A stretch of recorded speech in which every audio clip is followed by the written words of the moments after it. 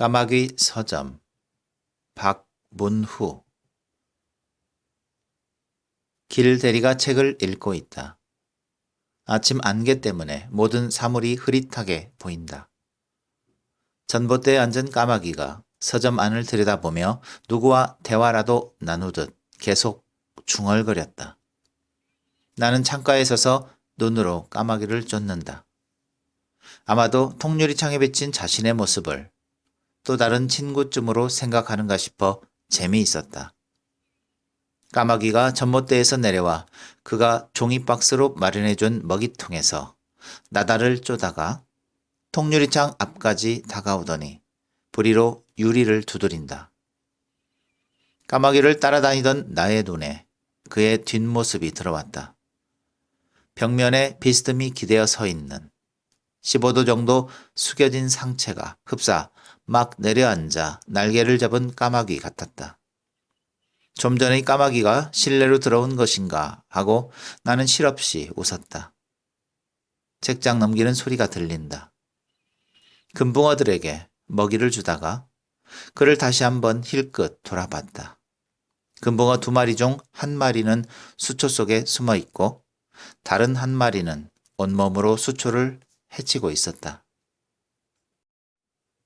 배달원이 출입문을 열고 들어오면서 식사요!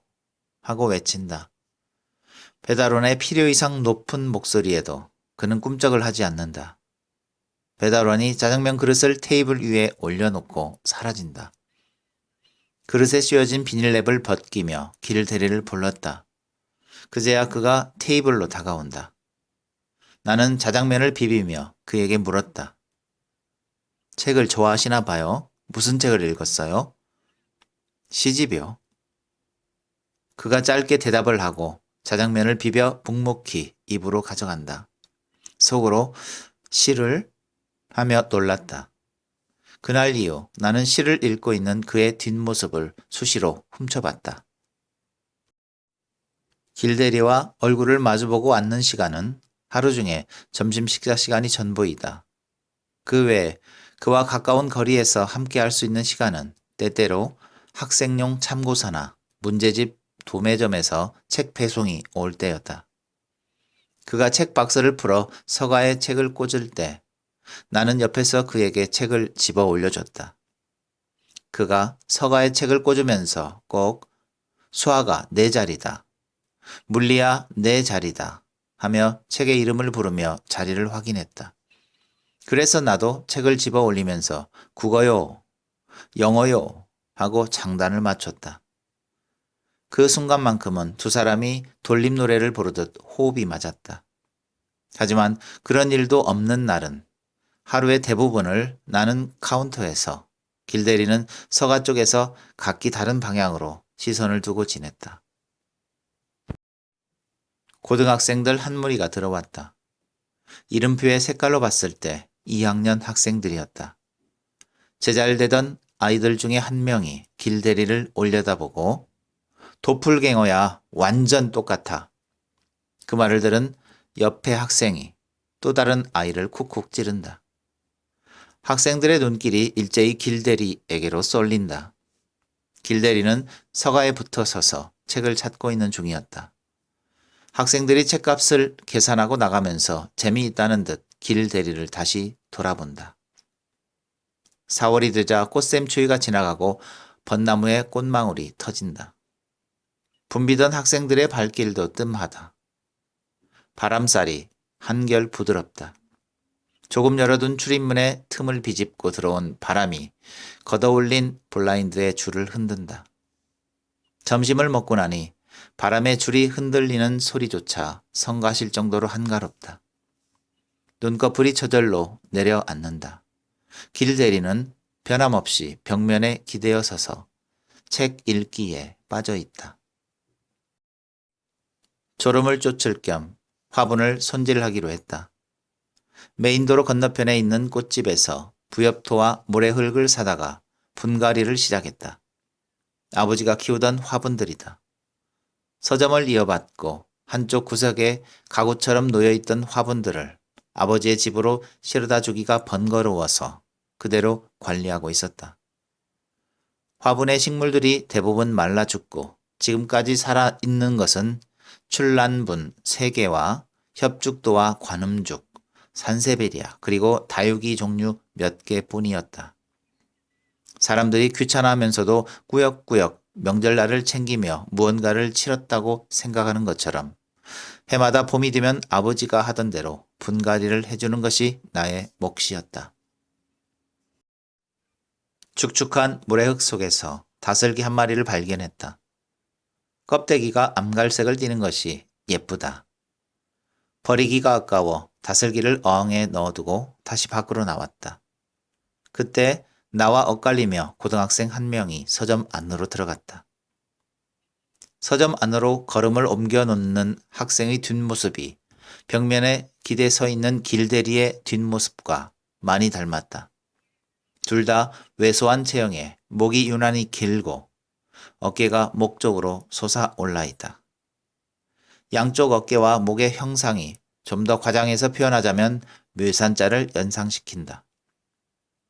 학생이 들어오는 것을 보고 길대리가 읽고 있던 시집을 덮고 학생을 향해 마주 걸어 나온다. 나는 분갈이하던 손을 멈추고 두 사람을 주시했다. 두 사람은 이목구비뿐만 아니라 골격과 분위기까지 같은 금형에서 찍어낸 것 같다. 길대리와 마주보고 선 학생이 쭈뼛거리며 말을 한다. 말을 주고받는 두 사람의 턱 근육의 움직임까지 닮았다. 고무 장갑을 벗고 물뿌리개를 들고 서점 안으로 들어갔다. 싱크대로 다가가서 물을 받으며 귀를 기울였다.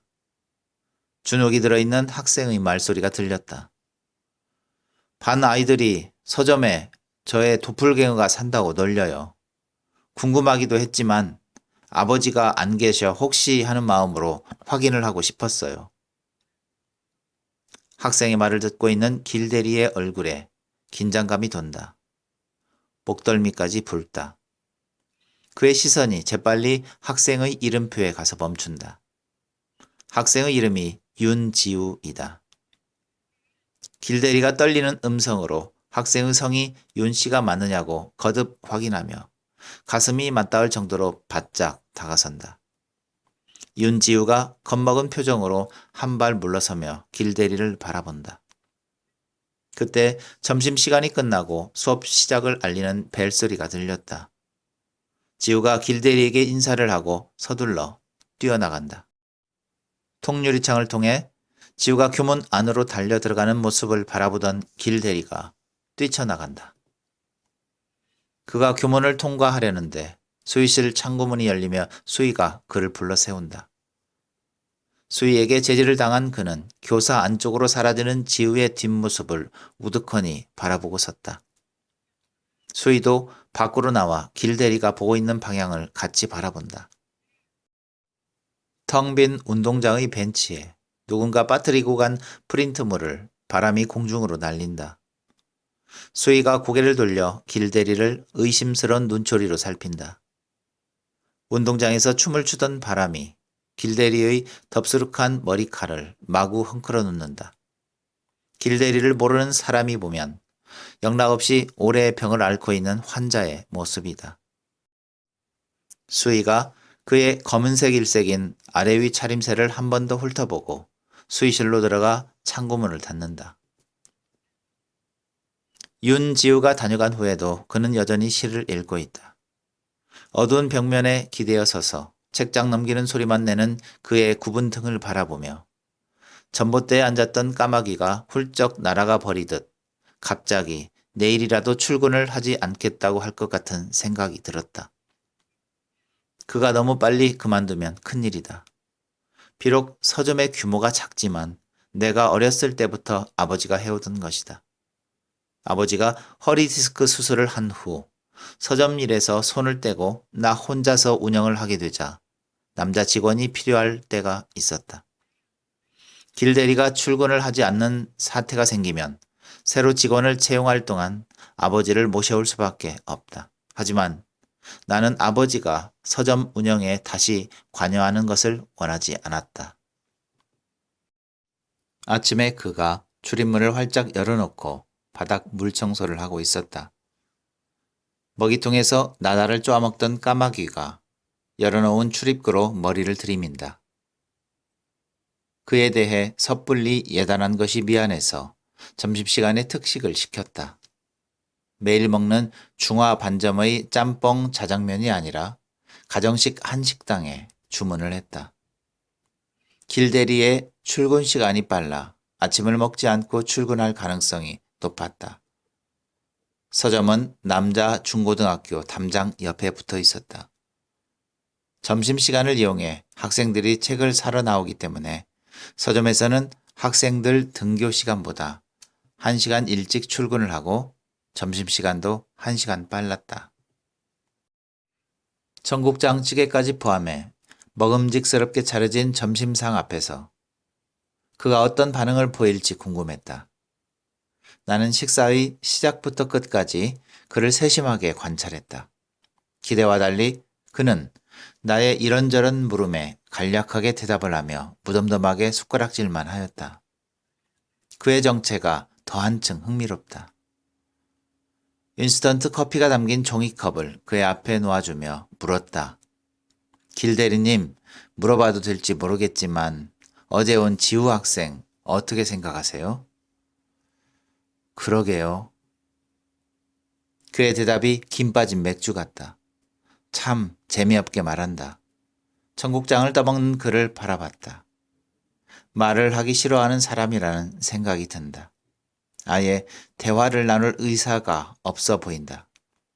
사람을 밀어내는 듯한 어조다. 더 깊게 들어가면 안 될 것 같은 벽이 느껴진다. 나는 그가 어떤 벽을 가졌는지 모르지만 대화를 외면한다는 것을 감지할 수 있었다.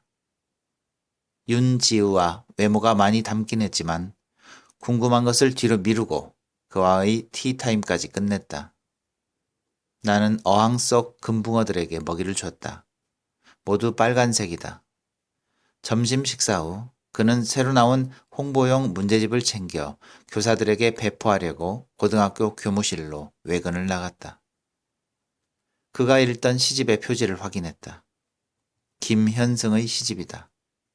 나는 서가에 나란히 꽂힌 김현승의 다른 시집을 빼서 자리로 들고 와서 읽었다. 외근을 하고 돌아오는 그의 품에 새끼 고양이 한 마리가 안겨 있었다. 검은색 바탕에 흰색이 섞인 수면 양말 한 짝을 안고 있는 것 같았다. 내가 놀라서 웬 고양이세요? 죽은 것 같은데? 그는 대답을 하지 않고 품에 안고 있는 고양이만 쓰다듬는다.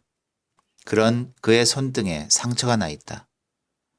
무언가에 찢겼는지 핏방울이 맺혔다.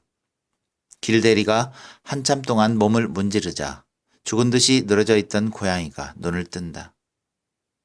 그가 냉장고에서 우유를 꺼내 은박지 접시에 부어 고양이 앞에 갖다 댔다. 고양이가 우유를 보고도 일어서질 못한다. 그가 고양이의 머리를 우유가 담긴 접시 위에 올려놓았다. 고양이가 냄새를 맡았는지 들어놓은 채 목을 비틀어 혓바닥을 쭉 빼더니 허겁지겁 우유를 핥는다. 몇 번 더 부어준 우유를 다 먹은 고양이의 눈에 그제야 두려움의 빛이 돋아난다. 고양이가 머리를 들고 주위를 두리번거리는 것을 확인한 후 그가 싱크대로 가서 손을 씻었다. 길대리는 출퇴근을 할 때 고양이를 데리고 다녔다.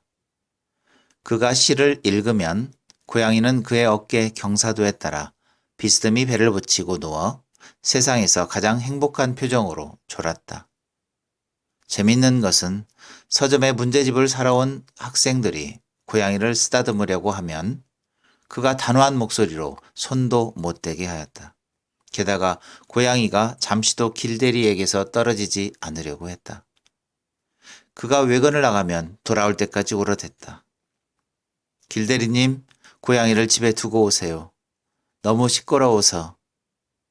내가 그에게 말을 한 다음 날은 길대리가 혼자서 출근을 하였다. 그런데 그 다음 날 다시 고양이와 함께 출근을 한 길대리가 얘가 분리불안증이 심해서 다른 고양이들에게 위협을 당하지 않고 혼자서 살아갈 정도로 자라면 원래 있었던 곳으로 돌려보낼 거예요.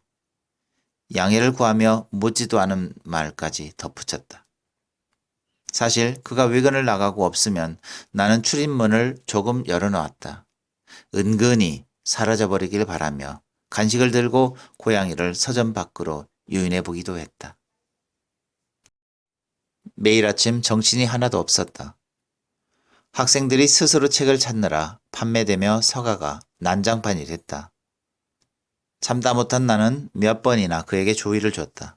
하지만 그는 나의 말에 아랑곳하지 않고 작동을 멈춘 로봇처럼 통유리창 앞에 서서 교문 쪽만 지켜봤다.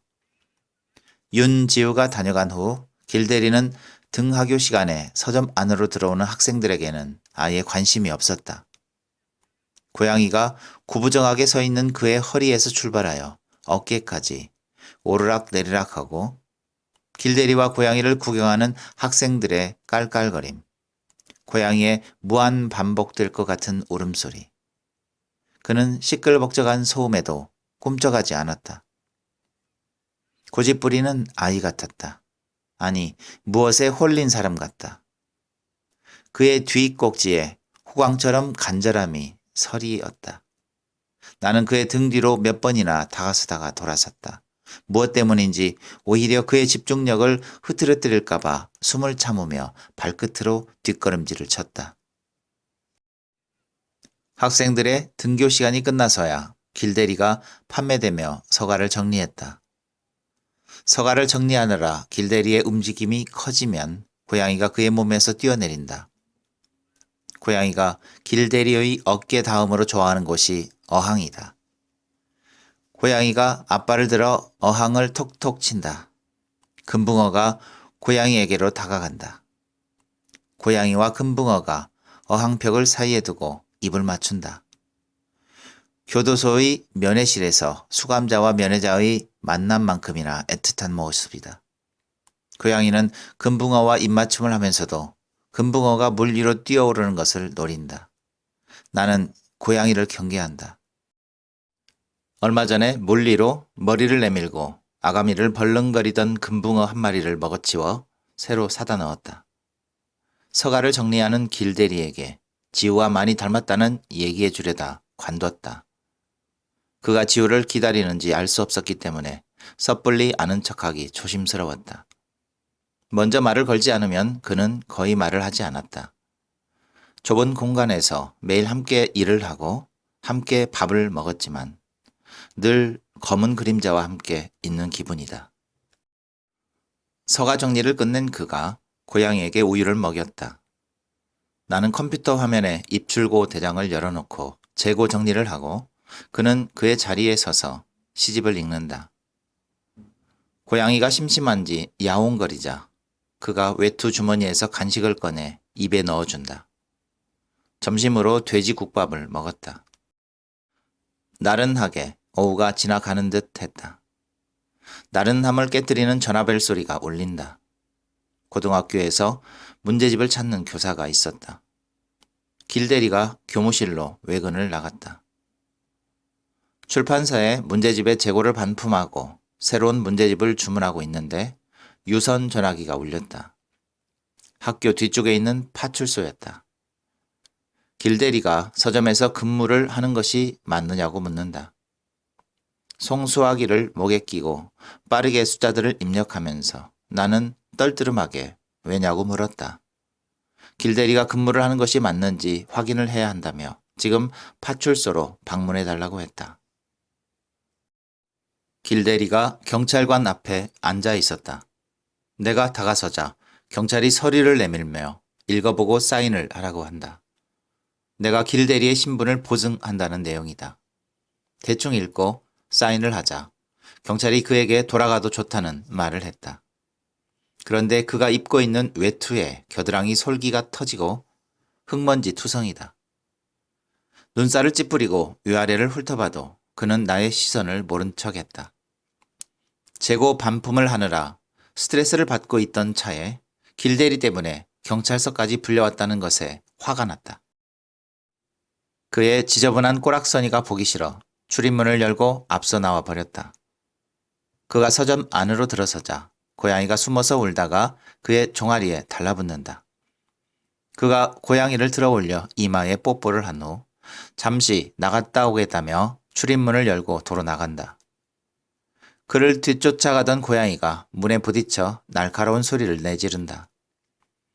나는 저 시끄러운 것을 데리고 제발 나가버려 하고 그의 뒤통수에 대고 쏘아붙였다. 그가 새 외투를 입고 들어왔다. 나는 불쾌한 표정을 지으며 그를 힐끗 훑어보고 고개를 돌려버렸다. 그때 천장과 서가 사이의 작은 틈새에 숨어서 울던 고양이가 그의 어깨 위로 뛰어내렸다. 순간 그가 눈썹을 잔뜩 찡그린다. 나는 터져나오려는 웃음을 겨우 참았다. 그는 파출소 사건에 대해 아무 말도 하지 않았다. 고양이를 어깨에 태운 채 그의 자리로 가서 시집을 집어든다. 고등학생들의 학교 시간이 되자 어김없이 길대리가 통유리창 앞에 섰다. 야간 자율학습이 시작되어 학생들이 교문 밖으로 나오지 않는데도 그가 어두워져가는 교문을 초병처럼 지켜본다. 날개를 접은 까마귀같이 어두운 벽면에 붙어 서 있던 길대리가 갑자기 출입문을 향해 빠르게 걸어간다. 고양이가 뛰어가고 나의 눈길이 그를 쫓는다. 윤지우가 서점의 출입문을 향해 다가왔다. 두 사람이 출입문 앞에서 마주보고 멈춰선다. 길대리가 출입문을 자기 앞으로 당기고 그 사이로 지우가 들어온다. 지우의 눈길이 오직 길대리에게만 가서 꽂힌다. 지우를 맞이하는 길대리의 표정은 의외로 첫날보다는 많이 차분하다. 나는 웃으며 지우에게 소파에 가서 앉으라 하고 서점을 빠져나왔다. 서점을 나와 꽃집으로 향했다. 꽃집에서 다육이 화분을 구경하며 서점 쪽을 살폈다. 시간이 20분 정도 흐른 후 서점으로 돌아왔을 때 길대리와 지우가 심각한 표정으로 함께 돌아봤다. 두 사람 모두 얼굴이 상기되어 있었다. 나는 문제집 몇 권을 종이봉투에 담아 지우에게 내밀었다. 둥그런 눈으로 쳐다보는 지우에게 나는 공부 열심히 해 하며 웃었다. 지우가 소파에서 일어서며 시선을 길대리에게서 떼지 않는다. 생각에 잠긴 표정으로 길대리도 따라 일어난다. 두 사람이 나란히 서점을 나섰다. 지우가 교문 안으로 들어가는 것을 보고 돌아온 길대리가 말없이 블라인드를 내리고 퇴근 준비를 한다. 나는 카운터를 정리하면서 그의 뒷모습을 힐끔거렸다. 길대리가 출근을 하지 않았다. 전화도 받지 않고 카톡 대화창에 숫자 1도 지워지지 않았다. 길대리의 급여를 정산해서 입금하는 것으로 끝내버릴까 생각했지만 쉽사리 결정을 내리지 못했다. 망설이는 동안 며칠이 지났다. 그에게 한번 만나자고 다시 카톡 메시지를 보냈지만 역시 답이 없었다. 남자 직원 채용 안내문을 유리창에 붙이고 있는데 한 남자가 서점 안으로 들어왔다. 나는 벌써 하며 그 남자를 발끝에서 머리끝까지 훑어봤다. 남자가 길대리를 찾는다. 며칠 전에 제가 중학생의 자전거를 훔치려고 하다가 길씨와 몸싸움을 벌였어요. 그 학생의 신고로 우리 둘 다 파출소로 연행이 되었고 파출소에서 풀려날 때 길씨가 자전거 살 돈을 보내주겠다며 내 계좌번호를 물었어요. 처음에는 사기꾼인가 싶었죠.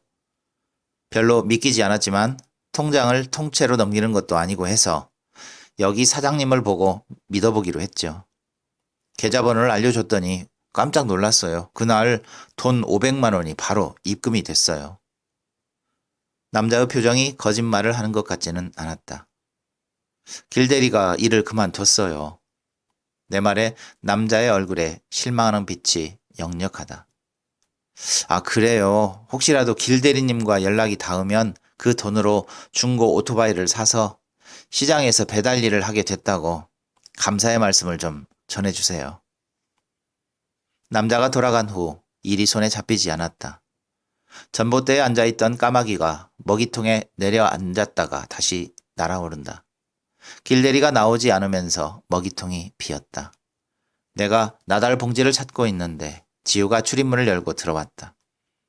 뛰어왔는지 숨을 고르며 서점 안을 둘러보는 그의 눈빛이 어두워진다.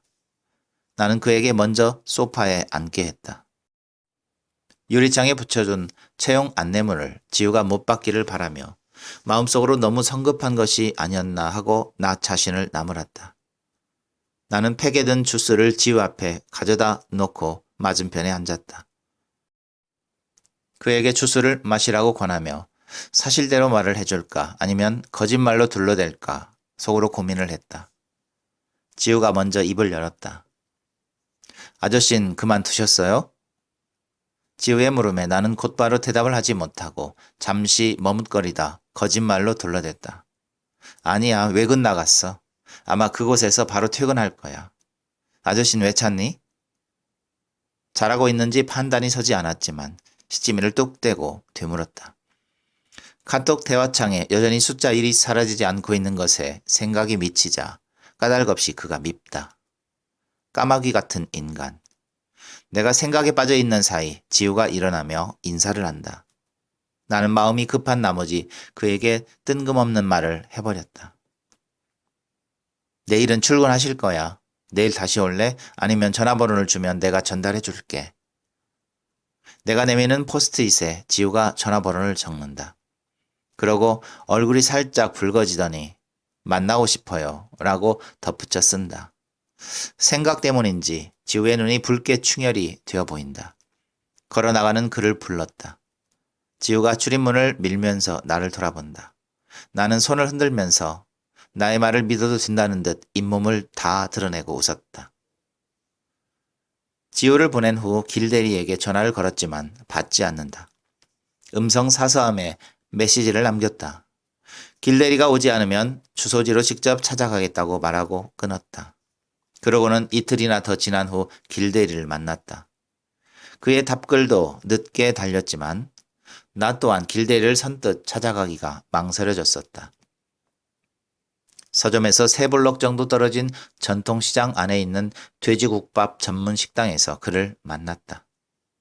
점심 메뉴로 몇 번 주문을 해 먹었는데 그가 맛있다고 했던 것이 기억나서다. 저녁 식사를 하고 근처의 소주집으로 갔다. 그는 연거푸 소주잔을 비운다. 그의 표정을 살피며 그가 스스로 터지기를 기다렸다. 그렇지만 또 한편으로는 이런 자리가 부담스럽다. 뭔가를 터뜨릴 것 같은 사람 앞에 앉아 있다는 것에 멀미가 났다. 차라리 길대리가 그냥 일어서자고 하길 바랐다. 내가 한 잔을 마실 동안 혼자서 소주 한 병을 다 비운 그가 나를 빤히 바라본다. 술잔을 입에 갖다 대며 나는 그의 눈길을 피했다. 그가 입을 열었다. 지갑이 텅 비어 있었다. 기숙사 룸메이트들이 야식을 시켰다. 그는 1학년 후배에게 눈치가 보였고 3학년 선배의 무시하는 듯한 태도도 싫었다. 벌레가 된 기분이 들어 기숙사방을 나와서 운동장으로 갔다. 어두운 스탠드에 앉아 앞이 보이지 않는 허공을 바라보며 담배를 피웠다. 각각 다른 사람과 재혼을 한 어머니, 아버지를 생각했다. 그는 담배 2개비를 연거푸 피우고 난 후 어둠을 향해 침을 뱉고 기숙사 퇴사를 결심했다.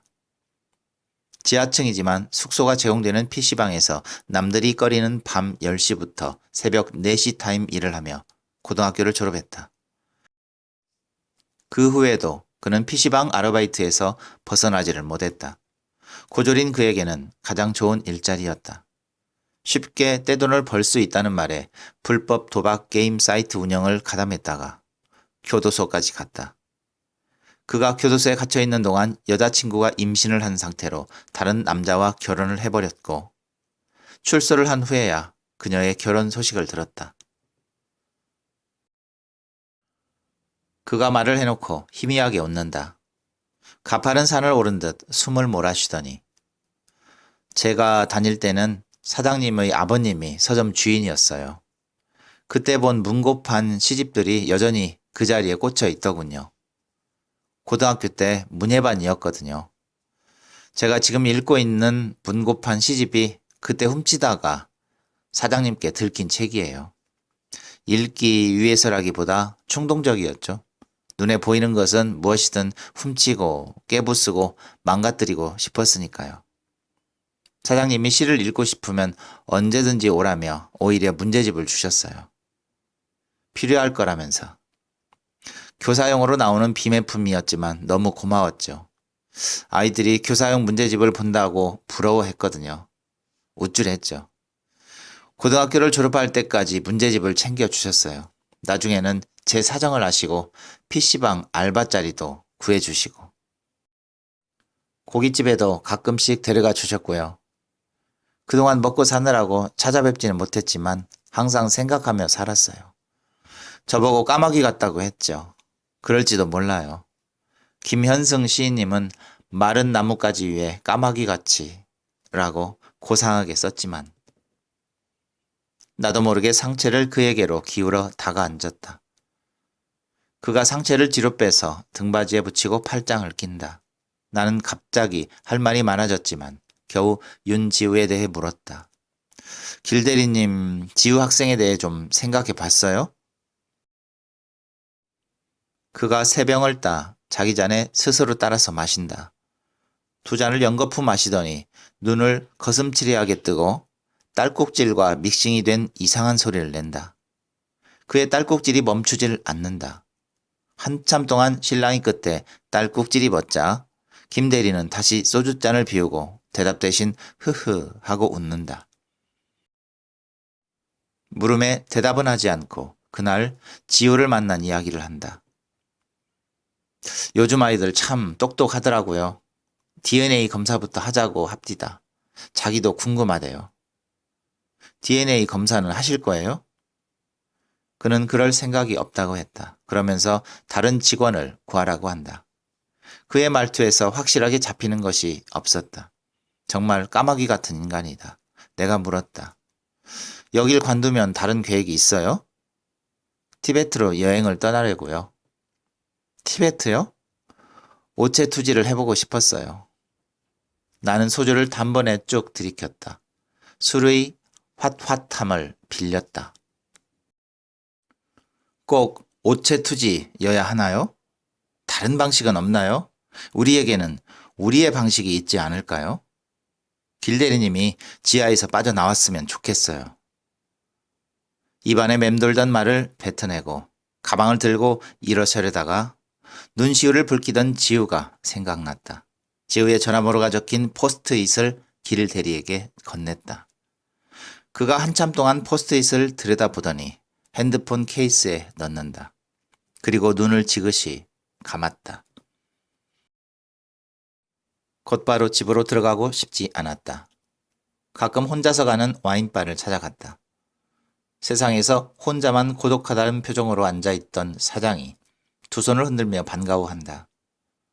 바 테이블에 앉는 내 앞에 잔과 안주를 가져다 놓으며 웬일이냐고 묻는다. 길대리의 이야기를 하려다 그만뒀다. 사장이 눈치 없이 계속 말을 걸어왔다. 혼자 있고 싶다는 말조차 꺼내기가 어려웠다. 제일 안쪽의 테이블에서 20대 남녀가 숨 넘어가듯 깔깔거린다. 사장이 그들을 힐끗거리며 물이 한창 오를 때 죽을 만큼 사랑하라고 축복인지 저주인지 모를 말을 했다. 밤이 늦어서인지 손님이라곤 그들 남녀와 나뿐이다. 사장이 기분이라며 라틴 댄스 음악 차차차로 작은 와인바를 꽉 채운다. 그러고는 피아노가 놓여있는 스테이지에서 혼자서 춤을 춘다. 푸념을 늘어놓을 상대라도 찾고 있었던 듯하다. 춤을 추는 사장의 모습이 비현실적이다.